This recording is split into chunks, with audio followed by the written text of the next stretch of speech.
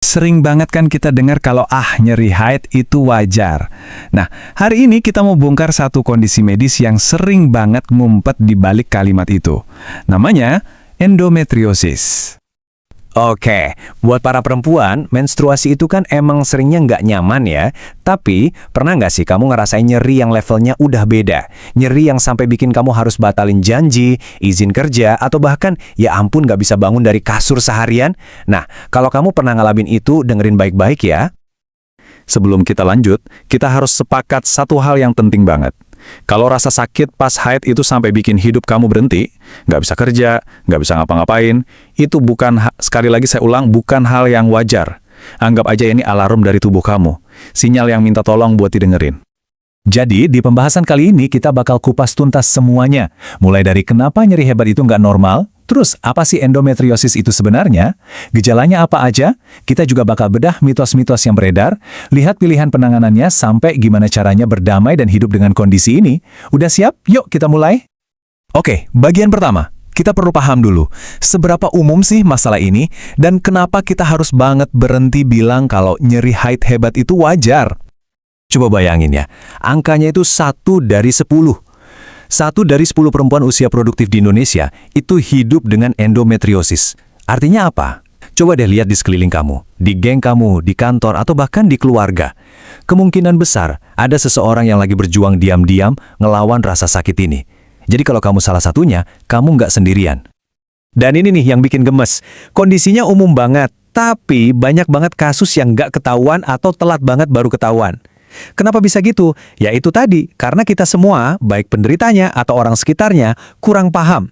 Dan terus-terusan nganggap nyeri parah itu cuma nyeri haid biasa yang harus ditahan aja. Padahal bukan.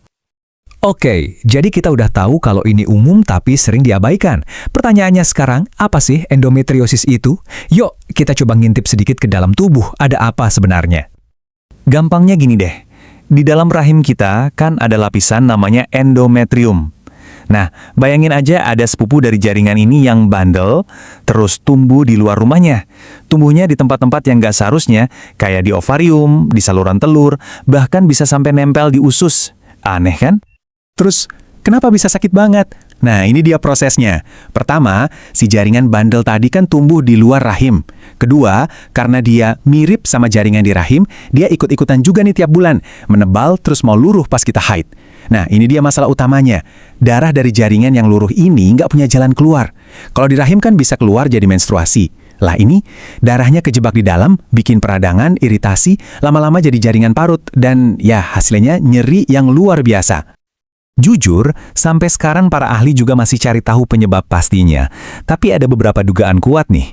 Ada yang bilang karena darah haid yang salah jalan, malah balik lagi ke dalam panggul. Ada juga teori kalau sistem imun kita lagi error, jadi nggak ngebersihin sel-sel yang salah tempat ini. Atau bisa juga sel-selnya nggak sengaja pindah pas ada operasi, misalnya operasi sesar. Oke, itu tadi yang terjadi di dalam. Sekarang, gimana cara kita ngenalinnya dari luar? Apa aja sih gejalanya dan gimana dokter bisa bilang, oke, ini endometriosis?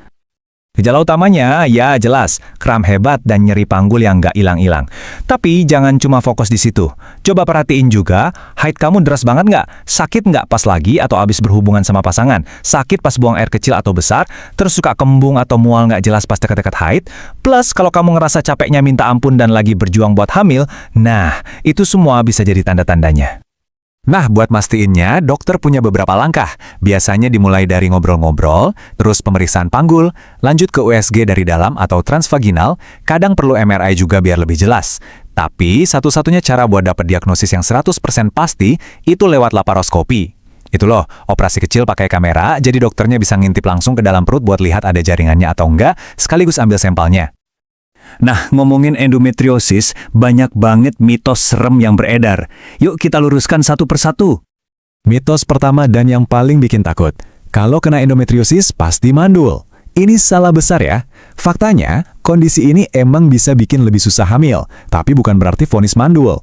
Banyak banget kok perempuan dengan endometriosis yang akhirnya bisa punya anak, entah itu alami atau dengan sedikit bantuan. Jadi tolong jangan langsung patah semangat.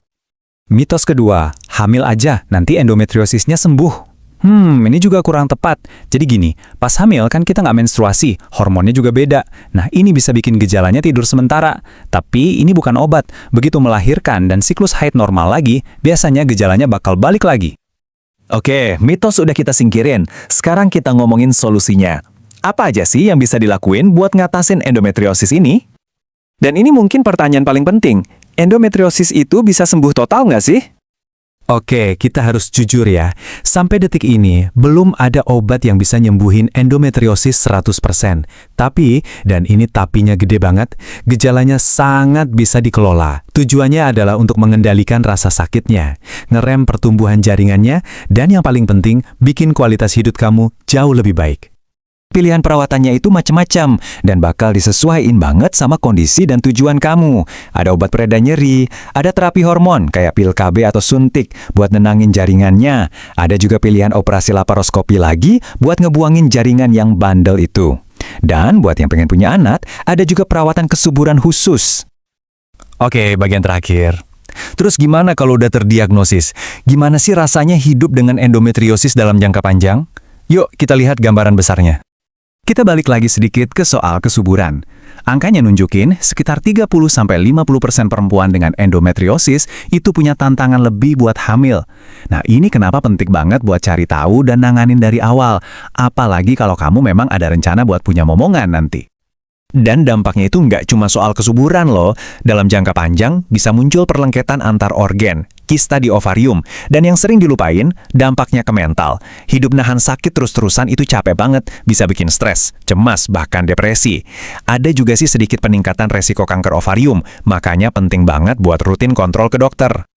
Jadi intinya apa? Nyeri haid yang sampai bikin kamu nggak berdaya itu bukan takdir. Itu adalah pesan. Pesan dari tubuh kamu yang minta didengarkan. Tahu lebih awal itu adalah kunci, biar kualitas hidup kamu bisa jauh lebih baik. Jadi pertanyaan terakhir dari saya buat kamu, sudahkah kamu benar-benar dengerin tubuhmu sendiri?